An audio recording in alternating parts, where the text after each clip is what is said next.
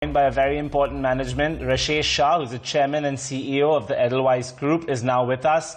Good morning, sir. Welcome to the show. Thank you for taking out the time to chat with ET now. So, let's begin with the most recent news. How do the EFSL shareholders benefit from this partnership? Wouldn't listing the wealth business unlock shareholder value as well? And how does the majority stake here help?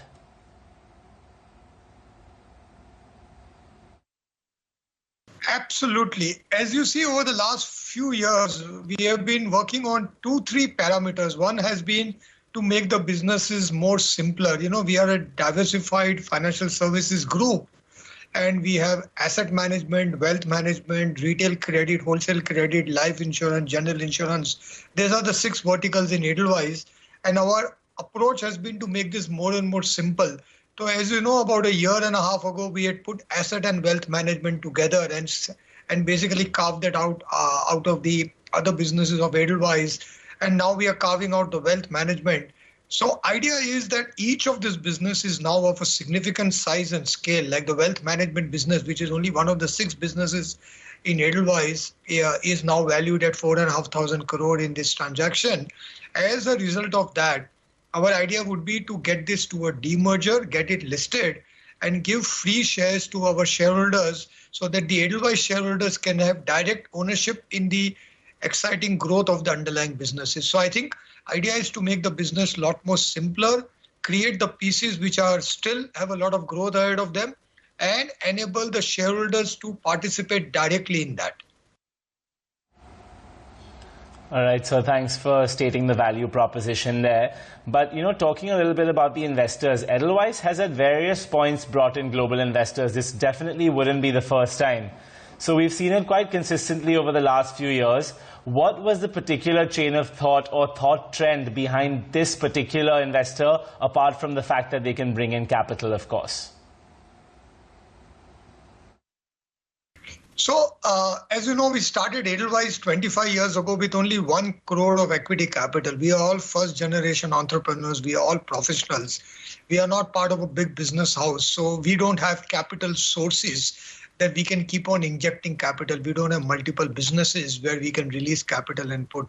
So Edelweiss, we started with 1 crore. In this Edelweiss wealth management business, we started this business about 20 years ago when we acquired a company called Roshni for about 8 crores.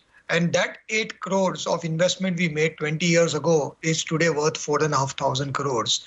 So the approach is that we can build businesses if we can get partners who can bring in capital, because as you know, financial services needs people, great management team, great culture, but also capital. So our approach has been, we bring all the other strengths in India, and if we get the right partners who bring in the capital support to this, the businesses can grow a lot. And that is what we have demonstrated again and again in our asset management business, in our ARC business, in our life insurance business, where also we got Tokio Marine as a partner, and that business has been growing very well, including in this first quarter. So our idea is that being professionals, being first-generation entrepreneurs, we should partner with people who have the capital, and we bring in our management team and the Edelweiss culture to build some great businesses. And this Edelweiss Wealth Management is an example of that. This is one of the 6 businesses we have. And as I said, we started this business 20 years ago with 8 crores of capital. So 8 crores of capital, if we can convert it into 4,500 of value now, with a lot of growth available in the future, and now distribute our holding to our shareholders so that they can participate directly in a standalone independent entity, I think it's a great way of building businesses and rewarding shareholders. Good morning, Mr. Shah. This is Cheryl also joining in. Your wealth management business has been doing extremely well. So why do you feel that this is the right time to bring PAG on board?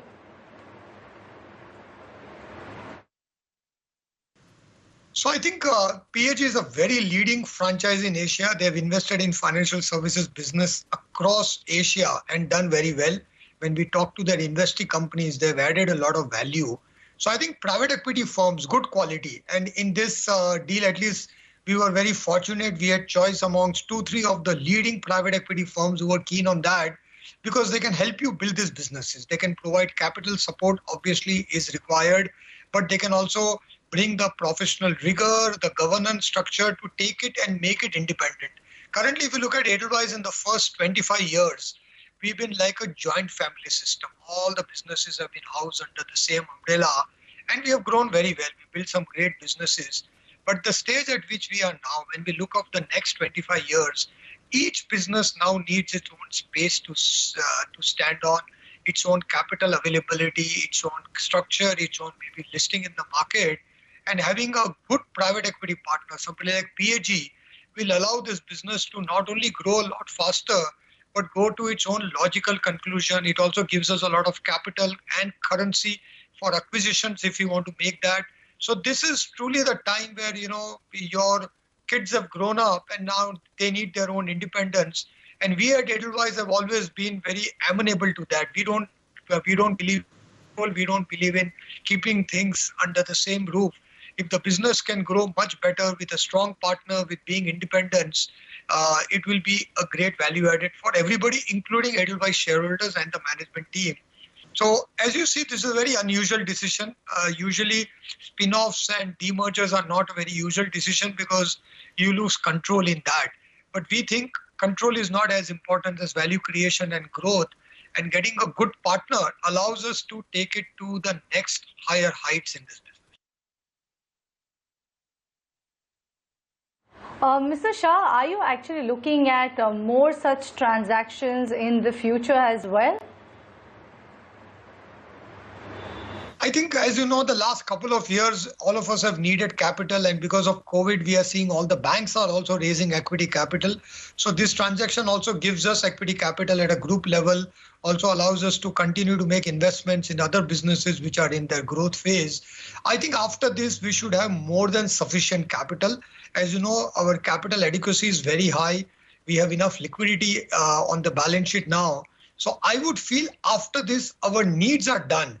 But in a lot of this, we don't do this only for capital. As I said, you need capital, you need a great partner, you need the ability to build business independently. So we always look for partnerships. So in the businesses, in specific businesses, we'll always be open to partnerships. A lot of people approach us, and we do believe that the best way to build businesses is having great partners who bring the capital strength, expertise, strategic focus, and allow the businesses to grow on their own. Because independent partners also bring a lot of strategic focus to their business. Because like PAG will focus on how do we grow the wealth management business. Edelweiss has a lot of businesses, so we spend so much attention on each business. But having a dedicated partner who's put, a lot of money into the business, they will be very focused on growth of this particular business, and that itself is a big advantage because, as you know, management bandwidth and focus is as important for scaling up businesses as anything else.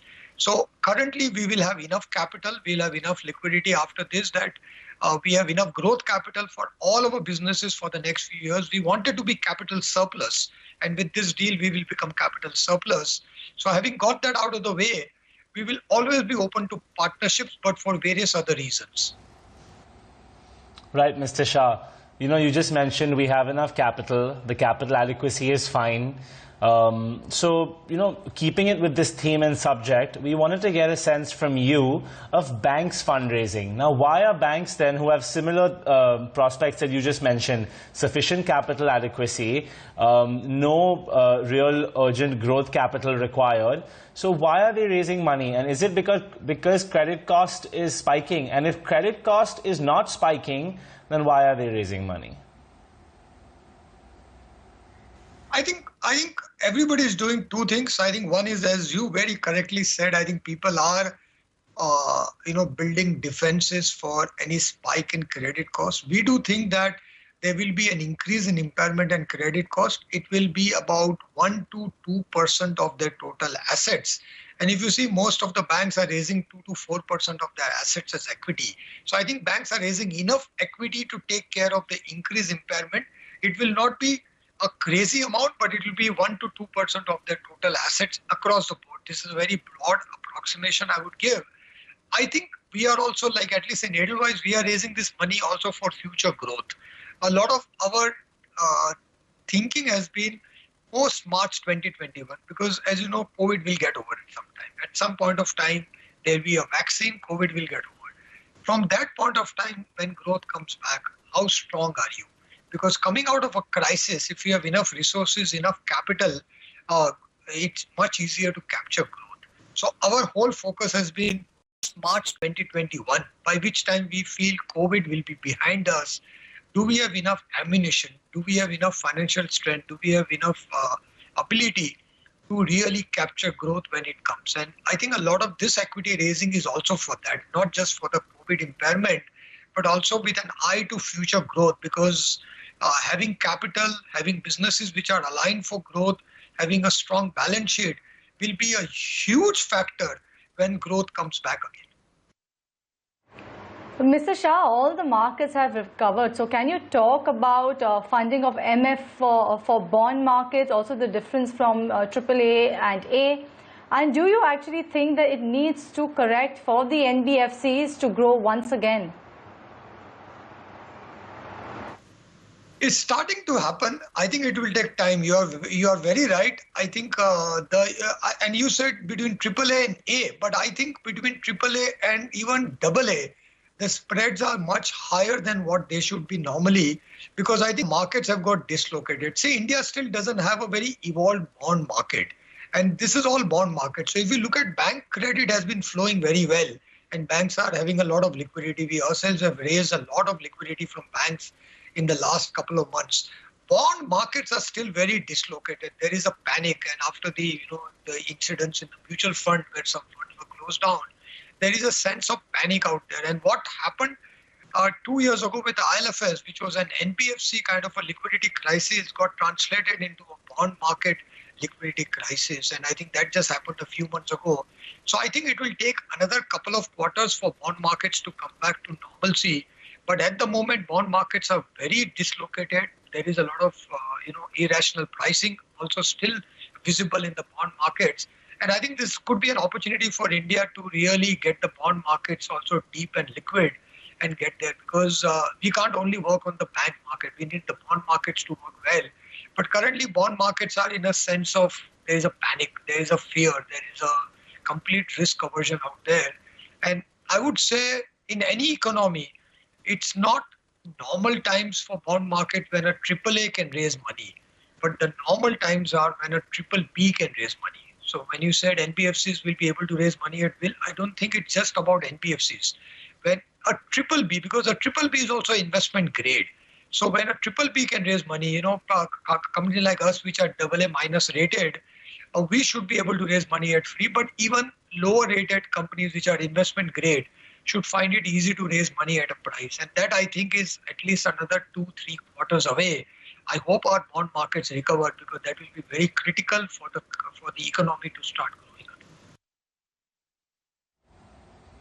again. Sir, leading on from what you just said, can you talk about this risk aversion in bond markets a little more?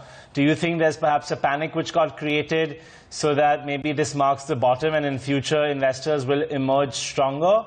Because the underlying financial strength of some of these lower rated corporates is still pretty decent. So why should it be so difficult for them to raise money?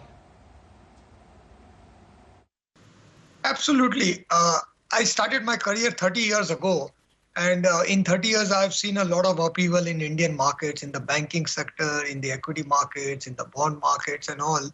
And one thing has been unequivocal. One thing has been sure all the time, that whenever there has been a crisis, India has actually become stronger after that. So every time there is a dislocation like this, there's a crisis like this, it is an opportunity to clean up a lot of things, to make structural changes and take this market to a greater height. So I do think the troubles of the bond market, the mutual fund industry and the bond market of late are a great opportunity for us to go down to the basics, think about what is required to build really breadth and depth in the bond markets in India. And I do think I've seen this in equity markets very often. We have had our own crisis in equity market, but at the end of every crisis, equity market has become stronger. And I do think this crisis in the bond market is also a great opportunity to revive. And as I've said, this is a liquidity crisis. I think from a credit cost point of view, a few companies will default, but usually anywhere in the world, that is usually the portfolio effect takes over. When you have, it's like when you buy a portfolio of equity shares, some will do well, some will not do well. The same thing happens in should happen in bond markets. But I think our investors, also media, I must say, that they can create a lot of panic. That any upheaval in the bond market is seen as a big crisis and it is played up and all. I think there will be maturity, calmness that will come to the market. And as it comes, I think a new era for bond markets will start in India. I do think the next 3-4 quarters, RBI, SEBI, regulators, government, everybody will work together. There's a lot of thinking going on.